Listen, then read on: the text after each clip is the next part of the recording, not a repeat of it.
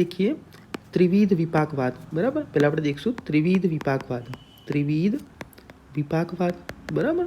तो त्रिविध विपाकवाद कोने आप्या? तो चरके आप्या छे, वाघभटे आप्या छे, मोस्ट इम्पोर्टન્ટ पाराशरे आप्या छे। आ इम्पोर्टન્ટ, बराबर। चरके त्रिविध विपाक कई आप्या? सिंपल जे આપણે રોજ ભણીએ। ચરક અને વાઘભટના વિપાક સેમ છે। કયા કયા છે? તો કે ભાઈ મધુર રસ અને લવણ રસ, એનો વિપાક કયો? તો કે ભાઈ મધુર, સિમ્પલ। સેકન્ડ છે અમ્લ રસ, તો અમ્લ રસનો વિપાક કયો? તો કે ભાઈ અમ્લ।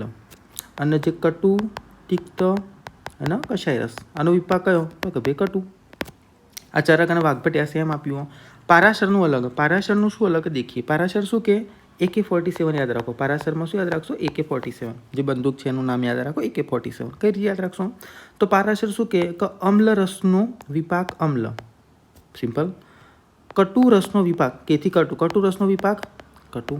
બાકી જેટલા બી રસ બચ્યા દેટ ઇઝ મધુર રસ, બરાબર, મધુર રસ, પછી લવણ રસ, તિક્ત અને કષાય રસ, આ બધાનો વિપાક કયો? તો આ બધાનો વિપાક એ મધુર થશે। આ ખાસ જે પારાશરે અલગ કીધું, મોસ્ટ ઇમ્પોર્ટન્ટ, પારાશરનું આ ત્રિવિધ વિપાકવાદ અલગ છે, બરાબર। જ્યારે આપણે વાત કરીએ સુશ્રુત, બરાબર, તો સુશ્રુતજીએ શું કીધું? તો સુશ્રુતજીમાં 256 યાદ રાખવાના। सुश्रुते द्विविध विपाक बाद भी मान्યું, सुश्रुते पंचविध विपाक भी मान्या, सुश्रुते षडविध विपाक भी मान्या।